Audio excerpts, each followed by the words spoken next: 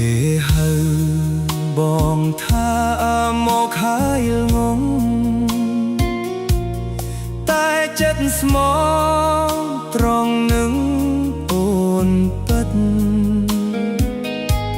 ធ្លាប់សន្យារួមរស់រួមចិត្តពេលនេះបើលួចផិតបងហើយ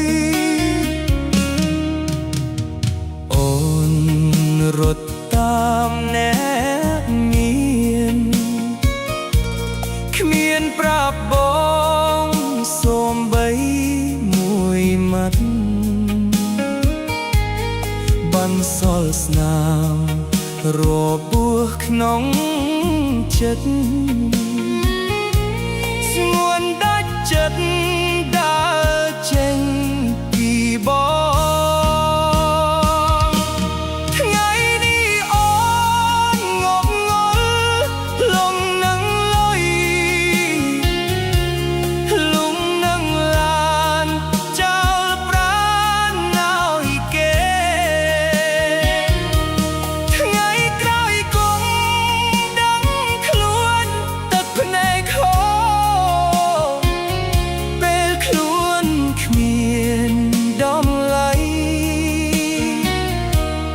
លុយដុល្លា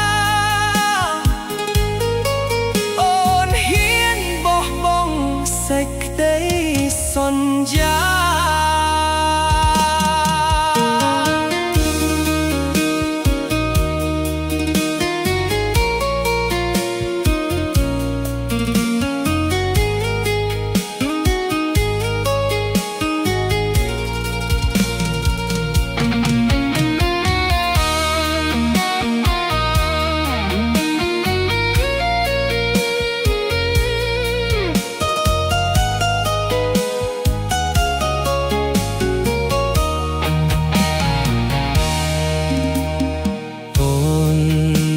តាមអ្នកមាន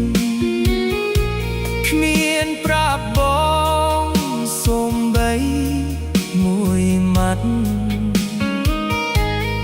បានសល់ស្នាមរបួសក្នុងចិត្តស្ងួនដាច់ចិត្តដើរចេញពីបង